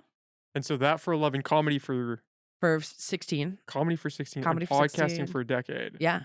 Yeah. That's pretty crazy. Yeah. It's wild. Been doing it for a long ass time. Yeah, you've been in the game for a while. Yeah. Does it feel weird when you look back and just look at kind of what you accumulated? Especially, I mean, podcasting hasn't been around for very long. No. Yeah, we were definitely one of the first, especially comedy podcasts that started. I mean, yeah, there were only a few. Like Marin was out before us. Like Never Not Funny was out before us, and I'm sure there's others I can't think of. But like we were very early in the game for sure. And yeah, I'm like very proud of my body of work, and I'm really proud that especially that a lot of it has aged pretty well too. Like there isn't anything that I've really been like, "Ugh, I don't stand by that anymore." Is that do you think about that a lot? Because I think about that with this, Yeah, because in a good way, these are moments in time, yeah, and I think it'll be cool to look back or for my kids to look back and be able hmm, to see who I was at this moment. But yeah, then, I mean, even editing, so like a week later, hmm. I'll go back and think, "Oh shit, I didn't do this idea justice, or this came out wrong, or Hmm. fucked up this part." And so looking back at 20 years, it's like, "Oh, that's gonna." I would Yeah, imagine it hurt a little bit more, and especially if you're coming up with jokes about politics or maybe a little more uh-huh, edgy. yeah. Looking back, do you think about that? I do. I mean, there is stuff that I'm like, "Ooh, I would have hit that harder," or like But I do think it's like if you feel like you've progressed, I think that's an important thing. Or being like, "Ooh, I don't agree with that thing anymore, but this is why, and this is where I've gone to instead." I think it's important to have like markers to be like, "Okay, yeah, I am better than I was." It would be weird if I wasn't. Been doing it for a decade, not gotten better. That Um, would be alarming. yeah, it would be You're in the same alarming. spot, and it's like, "Oh Yeah. shit, I put in 10 years for what kinda gain?" Yeah, exactly. So I think I'm much more focused on like even like my first album, I think it's really funny. I'm really proud of it. There's versions of jokes on there that got better afterwards too. And I was like, yeah, that's just a moment in time that was recorded and like I'm proud of it. I'm better than that now. And that's good. I think I only think about that in this day and age because it doesn't seem like people can Mhm. appreciate the progression I with mean, like the social media age where it's you are now accountable for anything and everything that's ever been out there that yeah, you've but put most out people the majority of people like are understand reasonable. are reasonable. You have a very small minority they're not, and they're just doing it for their clout online. And it's like, all right. I mean, if I said something like horrible or reprehensible and somebody found it, I'd be like, "Oh, fuck, yeah, I don't believe that. I don't believe that anymore. I'm fucking sorry I said that in the first place, and I genuinely mean that." But if it's like somebody has a problem with something I said and I still believe it, I'd be like, "No, that is how I feel." We can argue about that, but like, I think I think a lot of people get very like bogged down and like worried about like, oh no, I have to double down on it. And it's like, no, you don't. If you don't believe it anymore, it's fine. You can just, the majority of people are going to be fine with it. I mean, most no nobody gets canceled for real. Like, I mean, I can't tell you any actual cases where anyone has been materially, monetarily really affected by it, especially in comedy. I mean, it's like people that have been abusers and things like that are even working again. It's like Isn't Bill Cosby yeah, he's gonna touring. Yeah, he's is touring again. He just announced a tour. Um, and that's pretty crazy. it's really awful. It's really disgusting that he's touring. I can't believe they haven't announced venues yet, and I'm like, "Where are you gonna play?" Well, you think if you're Bill Cosby, you would want to just fade I would think away. so Just too. go buy a mansion somewhere super secluded and just keep your head down. The idea that you would wanna go back out in front of people, I think if you're an egomaniacal monster, though, which turns out that he is, you gotta feed the you ego. gotta feed the ego, and you're not gonna let, you know, um, you're gonna try to set the record straight, quote unquote, as much as possible, even though, you know, There's a we all lot out there. there's a lot out there. We all know what happened, dude. Fucking disgusting. I don't know if I can curse. Sorry. Yeah, no, you Okay, can. cool. It's uh, it's gonna be interesting to see if people actually go out to see that. If it's gonna be like a spectacle where they Yeah, wanna go just see what he has to say, I know. or if he's gonna come out with some really good jokes, and then you're gonna think, okay, I'm conflicted about supporting this." Yeah, well, it's hard because it's like, yeah, he's you can be 2 things. You can be a very talented comedian, and you can also be a monster, and if there was you know, I always focus on the material aspect of it where I'm like, "Yes, you can still think Bill Cosby is funny. Are you supporting him financially?" Think about that. If you really need to see his stand-up because you love his stand-up, there will be a bootleg. Don't go see him live, or like Pirate that shit. yeah, exactly. Like, take the money out of his pocket wherever you can. Like, it's not, um, that I do think that it's important to kinda consider that stuff. Like, it's just not, money is what it comes down to, I think, ultimately, especially to people like it like that, where it's like, it's the only way that you can hurt them. Well, do you think I mean, does he need the money? I don't know what his No, financials are but it looking would like hurt his now. ego if he didn't sell as well as he thought, and I think it's like, you know, it would be great to hit him there.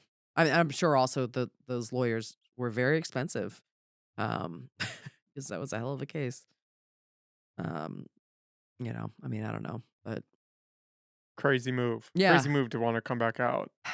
Yeah, I mean, it just shows you, more of who he was, more of who he is. To be like, "Oh, wow, okay, you really need to now you need to force yourself on the entire public." Great, awesome, great. That was the same thing with OJ, right? Yeah, Because he wrote the book, yeah, If I Did It. It's like, why it's it has to be ego, you're right, at some point yeah, where you wanna come back out and try to put your side of the story out there, because why mhm, else? If you got away with it, yeah, count your blessings and just go hide. Why yeah, would you wanna constantly put your face back out there for people to just constantly make that comparison of, "Yeah, but you did this. yeah. This is what you did." I mean, it's a lot of ego. Most people are also not gonna confront you to your face, and you still like the adoration that you're gonna get, that you're also still gonna get from a lot of people because, I mean, we do live in this world where it's like, you know, Bill Cosby incredibly disappointing human being, and that is the nicest way to say it about him. The Cosby Show also can mean a lot to a lot of people. Meteoric. It was a Yes, huge yes, show. and meant so much. Amazing TV show also just, like, meant so much to, like, see a black family on TV that was fucking succeeding and all of this shit, and, like, that's an important thing, and you cannot take away that cultural touchstone. This guy can be a very bad guy, and that can also still mean something, and I think it's, like, I get I get that it's hard to lose a hero, but it's also so important not to make people your heroes in that way, to not be like, "Oh, no, they can fail." I mean, and to be able to separate all these things. Do you think he can come back from that? If he does this tour and if he starts to try to win people back over, do you think could ever reach a spot where he is doing that full time again? Touring is just a comic out there like any other comic? Yeah. You think so? Yeah, he could. Yeah, I mean, he absolutely could. It's depressing, but it's true. There's like an escape velocity, that's how I've heard Yeah. it phrased, where you Mhm. can get big enough where it doesn't really matter anymore. R. Kelly Yeah. kinda hit that. You hit that place. I mean, Chris Michael Jackson Brown kinda, Chris Brown. is in that place. I mean, if you are made as I mean, in comedy, it's like you've got, Chris D'Elia still tours, and he, like, has groomed girls. Louis CK is back out there again. You've got, TJ Miller tours. Like, there's a number of people that are, like, monsters. But they make money for clubs, and unfortunately, there's, like, not a um, we have no sort of like union or anything in place that can protect comics from like workplace safety issues. Cause my thing is, I think that them being allowed in spaces where women can be is a workplace safety issue. Because if like a club books a female opener with any of these people, like it can be a problem. You've opened them up to risk and now you're gonna punish them if they say no by taking money out of their pocket or something like that. So to me, I think it's more like looking at it from that perspective. Um, but unfortunately, because there's no protections in place in the industry, there just is if that person will sell out a room, a club owner is probably gonna go with them, you know? And that I think is why it is important to like have an educated comedic populace, like audience, to be like, oh, yeah, I'm not gonna see that person because I I know what they do. And I take it seriously enough that I won't go support them. Because if they don't draw an audience, they won't get booked anymore. And I think it's also important to, like, also seek out, people that you're like, "All right, cool, I like this kind of person, what more people like them?" or whatever. Like, to really try to, like, educate and find new people that you wouldn't necessarily be like, "Oh," like, you support the artists that you love financially because it's the only way that people are gonna that book them are gonna see that they, are worth booking and bringing back. Like, it just is. Like, the industry runs on I mean, every industry runs on money, but comedy definitely does.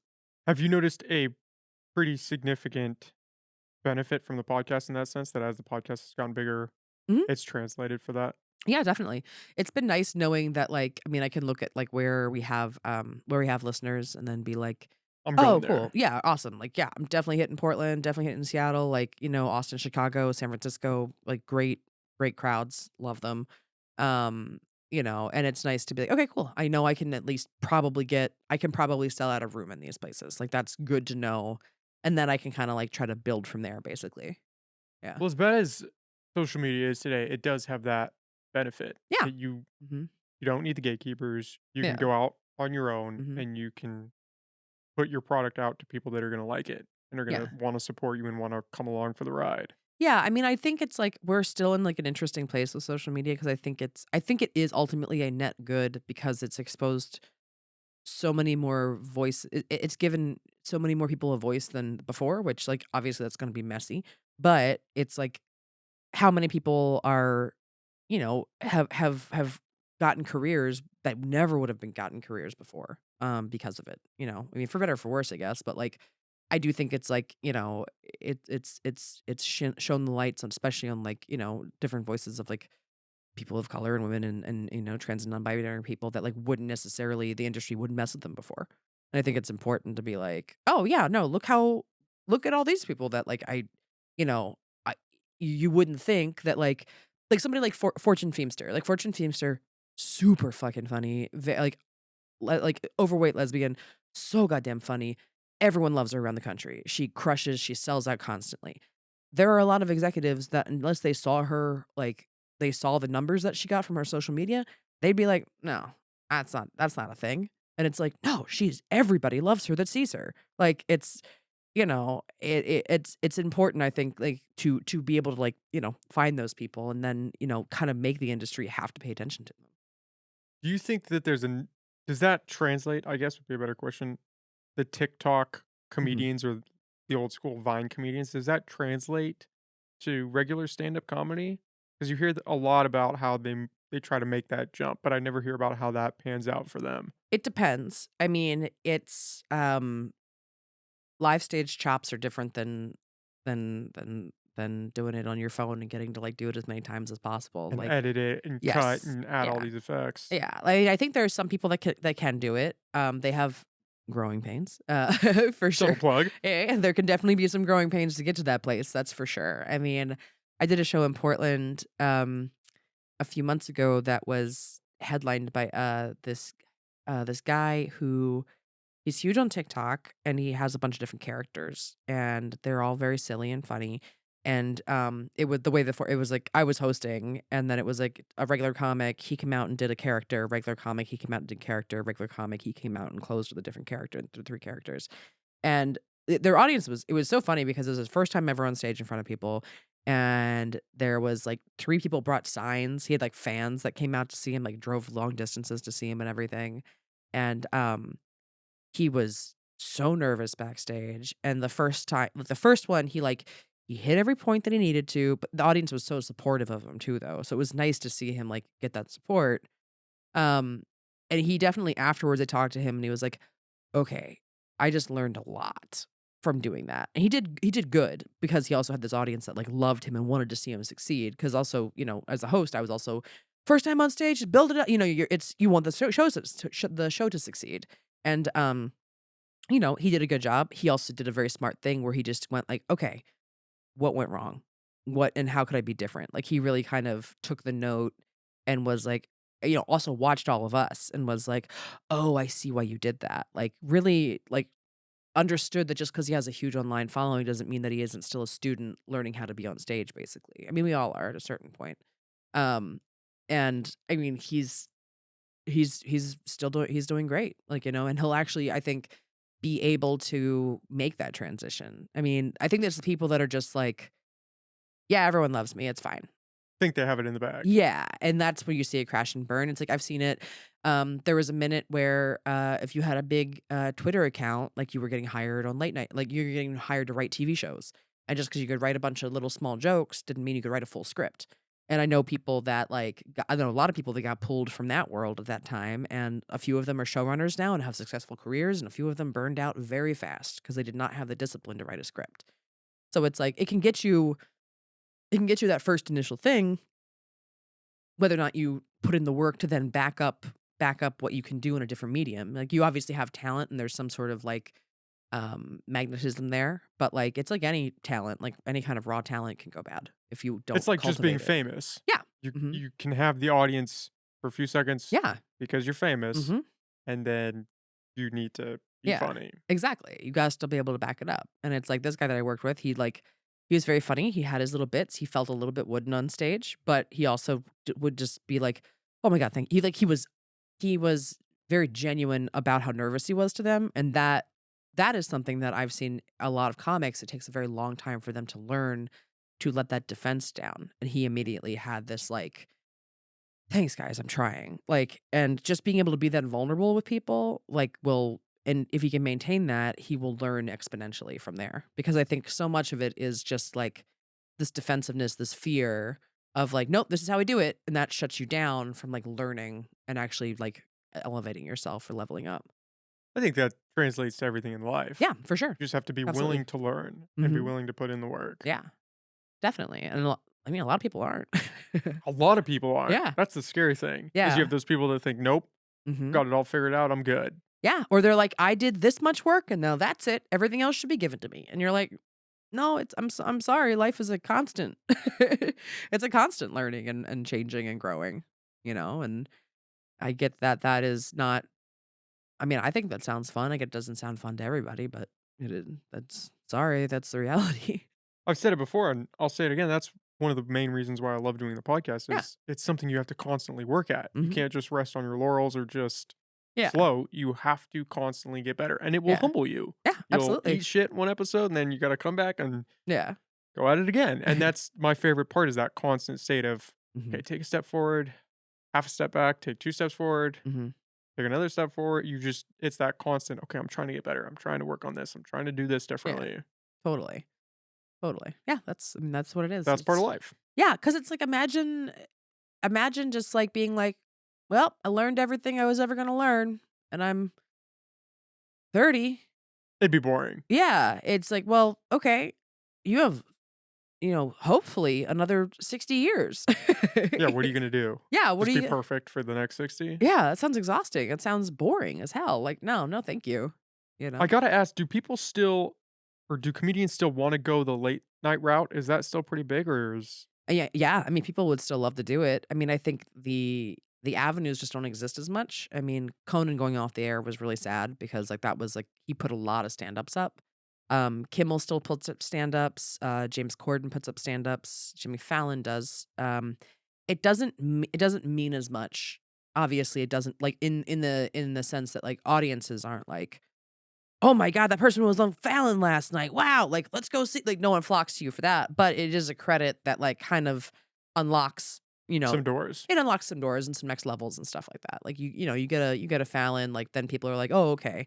Well, now we can look at your hour or your half hour to, like, maybe let's get you a special or something like that." Like, it can definitely be within the industry, it's definitely a nice feather to get towards, like, the next step.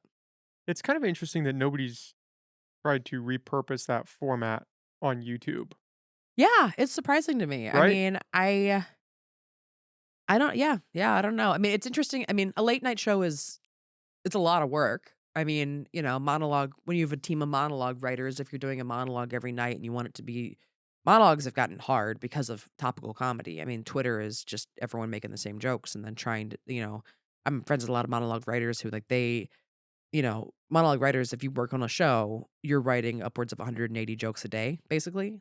Yeah, like you're the way that those work is you have like a team of researchers that go through all the news like that night, and then that next morning at like 7 a.m. they send out like these are the top headlines. These are weird headlines, political headlines. They try to give you a mix of different stuff. And then you sit and you just like try to come up with everything that you can to like, do these jokes and stuff like that.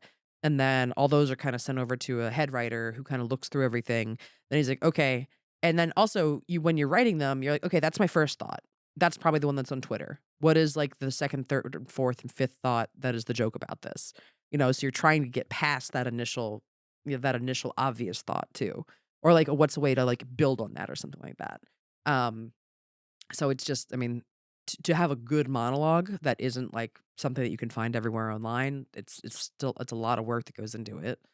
And I think just, like, the production of that kind of thing just takes a while. To consistently have guests and, like, 5 days a week or whatever for a late night show, it's like you gotta yeah, you can book all that stuff yourself, it's just A tiring. lot. Yeah, it's a And to lot. make it worthwhile for somebody to watch. Yes, exactly. Like, the production value because, viewers are savvy to stuff. Like, they watch a lot of things now, and they're There's like so much out there. yeah, and they're like, "Well, quality needs to be of a certain level, or why am I watching this?" Why waste my time? Yeah, exactly. I had always heard that writers, if they're comedians Mhm. and they become a writer, almost like the kiss of death for your stand-up career. It can be for a lot of people. I Is that mean just because all the ideas are going to your writing job? I mean, if you're writing 180 jokes yeah. and they're good jokes, what do you Mhm. have left over for your stand-up? Well, I mean, it's different. Well, it's not even that so much because like, monologue jokes are, like, very, they're not usually very personal at all. So it's like it's more do you have the energy to, like, work on your own stuff. It's like you're not gonna give a monologue joke a joke that you would do in your act necessarily unless you were doing topical stuff. Most monologue writers don't do that kinda thing. Like, if you look like Brian Kiley, he's a one-liner guy, but it's one-liners about his family as, like, what his set is, and it's very personal to his like, you can feel the monologue rhythm in his set, but it's, like, using that muscle towards a completely different subject matter, basically. Larry Kilmartin, amazing monologue writer, she doesn't do anything like that on stage. She does kind of very long, funny pieces, basically, they just feel completely separate.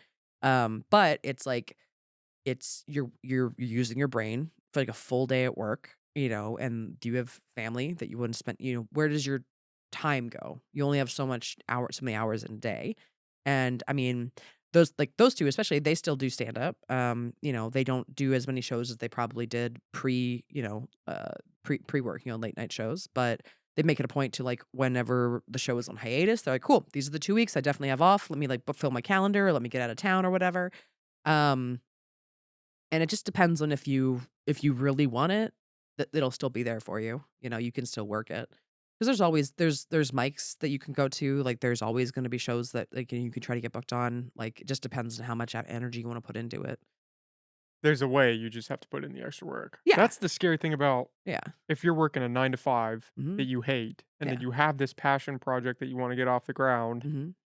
Most people don't wanna go work Yeah. 40, 50, 60 hours a week and then go home and work an additional 4, 5, 6 hours Yeah. and then get 5 hours of sleep and then repeat the whole cycle Yeah. for the next 4, 5, 6 years. Yeah, it's almost like the 40-hour work week is, like, not conducive towards a, fulfilling life. That's a crazy thought. Yeah, it's funny to think that way. Wow. Yeah, and then I mean, how many people fall into the trap where they're in that situation and then they get a house payment or they get Yes. a car payment Yeah. or they've got student loans they now have to work Mhm. through Yeah. or they have a kid now on the way and then what's the first thing that goes? It's whatever passion project that Yeah. was. Yeah, no, exactly. I mean, it's really hard. You really need to, like, figure out, like, okay, how can I stretch my money as much as I want? Like, how do I what is the life what do I actually value in life? Do I value my material possessions?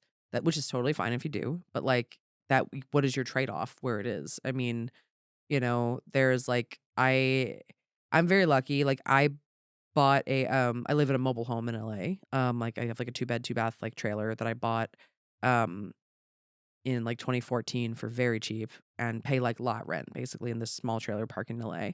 And I live I live so much cheaper than the majority of my friends, which has given me a lot of freedom basically because of that. I have a new car now, but like my old car I had for 14 years.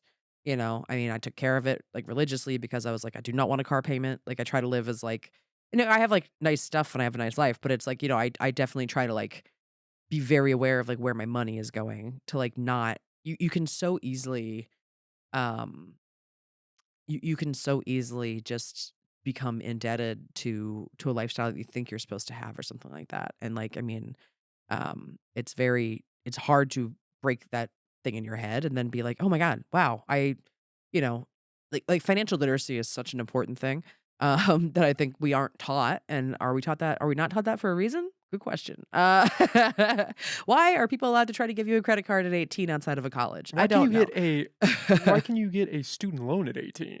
Let's have Yes. that conversation. Yeah, no, exactly. You have no idea what that debt looks like. It's just like a bunch of zeros on a page, and you're like, "Okay, I don't think That's a there's." future me problem, Yeah, okay. future me problem. I don't really know how much money that is. Like, I've also been told that like I will do this degree and this means this, this, this, and it's like, no, it doesn't. I mean, there's the reason we're in a lot of the problems we're in right now is just like a lack of, yeah, the number of people who are just like saddled with massive payments that can't get their lives started because of it is like deeply unfair. I think a lot of young people have been, like, lied to and led astray, and it's also, college has gotten so expensive. I mean, I was very thankful I got, I had a bunch of scholarships that really helped me out, and then, like, I'm paid off, like, all my stuff's paid off, but, like, that was a process, and, like, I'm thankful for that, but I also I have friends that are, like, you know, eh, because of, they got laid off or something or any number of things happen, it doesn't matter. They're like $350,000 in debt, and they're like, I've paid down $100,000, but I still have all this. How the hell?" And I And it did keeps not. And growing. it keeps growing, and I did not pay that much to go to school. Like I've paid off what I paid to go to school. This interest is the thing that is like, and it's like, yeah, none of that feels right. It shouldn't. I don't understand how you can charge interest on an education. Like, I mean, to the degree that they do is criminal, I think. But yeah, you've created and now you have also like um, you know, a cowed populace that are like, "Well, I need the job that I do have because I need to pay this thing off that is just gonna sit on my shoulder the entire time." And it's like, okay, no, that's not like a way to live. Like that's not a way to flourish, which is what we have so much and so many things that are available in this country that like there's no reason that everybody can't have their basics covered, and not feel like oppressed by massive debt at all times. Well, I mean, debt especially, it is a pitfall. Yeah. It's a trap. Yeah. And the scariest thing about it is once you fall into the trap, you're now in the cycle, and getting out of the It's cycle is very the hardest hard. part. Especially, I mean, credit cards scare the shit out of me.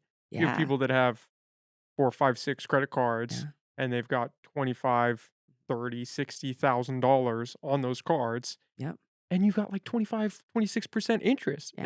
I there's no way to pull yourself out of that. Yeah. If you're living paycheck to paycheck and I Yeah. mean, if you're only making 50, $60,000 a year, Mhm. you're fucked. No, yeah, You're screwed. yeah, you absolutely are, and then it's like if something comes along that you're like I mean, a lot of people also, like, how does that stuff get racked up? Usually through medical debt or something like that, like, Or it's or consumerism, trying to show consumerism. off to your Yes, friends, buy things you really don't need of to impress course. people. Yeah, but we also, like, live in this we live in such a consumerist society too that it's like, people like to be like, "I can't believe, if you're poor and you have a nice phone." I'm like, "Yeah, but a phone's a computer at this point, and you want someone to get a better job, they need access to email. Libraries aren't always open." Also, I get it if, like, you don't have a lot in this world, you wanna feel like you have something nice. You wanna feel like when we were told, "These are the things that make you look successful." And it's like, "Well, I wanna feel like I'm fucking successful. I want some of this stuff because I fucking want it." And, like, I get it. I completely get it, you know? That's the society we live in. That's the values that our society, like, dictates. We have the society that just has, like where poor equals bad, poor equals dirty. Like, we just do this thing that, like, is so disgusting and wrong, and it makes people just, like, put such a value judgment on somebody that isn't able to, like, make a certain amount of money or whatever, and it's just, like, it's made it a nation full of people that think that they are temporarily embarrassed millionaires and that just aren't there yet, and it's like, "Do you have any idea how hard it is to get there and how many things are working against you?" Like, as opposed to, like, blaming other people, like, think bigger. And I know that's a hard thing because then it feels like you're less you're helpless towards a lot of it, but that is where I think, like, solidarity with your fellow man is, like, very important to actually embrace. It is scary Yeah. because I mean, those traps, it's like you're walking through life and you're on this Mhm. path Yeah. and there are mines everywhere and you can kinda see the top of the mine, Yeah. but you also kinda can't, and man, Yeah. if you step on one, it's a cascading That can effect, be everything. especially with I mean, medical debt is the Yeah. saddest thing because you could get to a point where it's like, "Do I wanna live and be in debt, or do I wanna not Yeah, the have my quality of medicine?" I mean, like, you yeah. start talking about insulin, there's so many Mhm. crazy things, and it's just Yeah. it is what it is. Like, that's the mindset that Mhm. is there for that. Well, and I think such an insidious thing too is that, like, we're taught this whole, like, we're the best country in the world, whatever, but then we also aren't given, like, the space we aren't given, like, the time off or, like, the monetary ability to, like, travel and see how other places are, and, like, something that I really love to d I travel a lot, and, you talk to people from other countries and stuff, and they're like, "You guys do a lot of stuff backwards." Like, you talk to people that, like, are from live in the UK or whatever, like, I have a lot of comic friends that, like, something has happened to them in a foreign country, and they go to the hospital or something, and they're taken care of, and they don't come back with a $12,000 bill, It's like I had a friend who, uh, his, wife flew to Greece for, like, a work, uh, symposium or something, and had been cleared by the doctor that she could fly, she was pregnant, but was only, like, 4 or 5 months pregnant. Goes into labor on the plane, lands in Greece, baby's in the NICU, thankfully is still alive, but she was in the hospital, baby was in the hospital for I think he had to move there, they were there for 6 or 7 months before the baby was, like, stabilized enough to fly back. $1,200 was the entire thing. I mean, imagine if she'd gone in if that had happened in America and, like, what that would have cost. It would have ruined them, and I Well, mean even just having a kid well, yeah, I is mean, how expensive is well, childbirth. yeah. I mean, I think about just like the dignity of also, to have the kid and then the ability to take care of it. You gotta hope you have like a relative that can help out or, childcare costs so much in this country to actually like, do it right. Like the amount of money, it's a second mortgage, to really take care of a kid. I know a lot of people that are just like, yeah, I stopped working because it was cheaper for me not to work and take care of my kid than me to work and then all that money just went towards a daycare of some kind. And, people that have good jobs and stuff like that. And, we also live in this place where it's um, like you look at like in France has like a state sponsored daycare where from I think, they have the state provides like a post birth I don't know what the person's thing is, but they come to your house like once a week and they can take care of your baby so you can like go have a day, do groceries, sleep, whatever you need. And then once they're like 3 or 4, your baby's in daycare. And then the people that work at those daycares, they have master's degrees. They are like daycare workers. That's all about enrichment. Also, now you have somebody that's like watching that kid that's outside of that family's initial home. That if there's something going on, it's spotted a lot fucking sooner too. You know what I mean? So it's like villages used to raise children. You not used to just be this like two people were the only two people that dealt with it, plus like a teacher that is just so overloaded with everything else and has a second job because we don't pay them enough, basically. And it used to be like, oh, a lot of people helped take care of this child and like they felt like they had a community around them, but we've built a world where community is not valued the way that it should be, Well, you know? everybody's at each other's throats. It's hard to Yeah. have a community when people are screaming at each other online and everybody's Yeah. pissed off and Well, and it's sad because then it's like, I mean, I've always been friends with my neighbors. I've always made it a point to be, like, friendly with my neighbors just to, like, know each other because I'm like, "Something happens while I'm gone, I want you to be able to text me, vice versa. I got a package, I'm gonna come over to you." And, I am shocked at the number of people I know that are like, "Oh god, I've never met my neighbors." And I'm like, it's crazy that that's where we are. "Yeah." I'm like, "Why?" Like, you don't need to be best friends with your neighbors, like, you can still maintain a boundary, but, like, what, you don't wanna, like, be like, "Oh, hey. It's good to see you, Nick. How you doing? Hey, how's your day go? Talk for a second. All right, go back inside." Like that's what does that hurt? To like know something about the people that are sleeping near you, I mean, that's there's why wouldn't you do that? And why were you told not to? Well, imagine like 200 years ago Yeah. sleeping next to somebody 10 feet away Yeah. and you don't ever talk to that person. And that's basically Imagine. where we are today, but we're in Yeah. these little boxes and we Mhm. pretend that if when I'm in my box, I'm safe Yeah. and the outside world is outside. Yeah. It's like, Good oh, luck with that. yeah, you know how easy it is to get into a house if you need Yeah. to? Yeah. The thin veneer of society is Yeah. it's a facade in a lot of ways. For sure. And it's sad because I feel like there was a minute where people y- when everything first locked down, I think a lot of people were like, "Oh, shit." And I think there was a minute where people just really realized like what was actually like a lot of that stuff was actually important. Like a few like I was so thankful just to have my neighbors like kind of wave at to be like, "Hi, I'm seeing another person today." And I had a lot of friends who were like, "Yeah, I like was like talking 10 feet away from this person that I've never talked to. I've lived near them for this long. We've just never spoken before." And it's like, yeah, that's the way it's supposed to be when you remove all this crap. What's the point if it isn't connection to people? I've heard that it was a lot like 9/11 right after it happened, Mhm. that there was the unity Yeah. and then it kind of all just went to shit and Yeah. No, exactly. I mean, it was just frustrating and, yeah. feels, by design to a certain degree. Okay, well, Brandy, you're Yeah. awesome. We can it's already 4 o'clock. Oh, shit, So okay. yeah, we can get Yeah, out of here. yeah. Show tonight. Do you want to plug everything? Your Sure. show tonight, tomorrow night, where people can find you later on down the road for your tour, where your Absolutely. Yeah. everything's at, your albums. Yeah, so it's January 27th, tomorrow's the 28th. I'm here in Eureka, playing at the Savage Henry Comedy Festival or Comedy Club, a very great club. There's also a festival that happens every year there in October. And then I'll be in Eugene, Oregon on January 29th. I'll be in Portland, Oregon, January 30th. Oakland, January 31st, Fresno, California, February 1st, and then I'll be back in LA for a little bit. BrandiePosey.com is where you can find everything about me, including my tour dates. If you use the app Bands in Town, you can find me and follow me on there, and then you'll be updated whenever I come back to your area. My podcast is called Lady to Lady. You can find it wherever you listen to podcasts. Guys like it too, I promise. It's just four women just riffing and having a great time. We're not, it's a blast. My show Picture This happens in Los Angeles once a month and New York once a month. It's a blast. And my album is called Opinion Cave. Where you can find it wherever you listen to albums, and I have a new one that will be recorded later this year. So follow me on all the shit. Brandazzle on Twitter and Instagram, and then Brandazzle is here on TikTok. Which please follow me there, so I will do it more. You're a And professional. You got all that down. yeah, I know all the shit. Okay, well, Brandy, we'll definitely have to get you on next time you're in town. This was a lot Please, of fun. yeah, this I was great. appreciate it. Oh Yeah, yeah. All right, thanks, awesome. Nick. Thanks, guys. Yeah.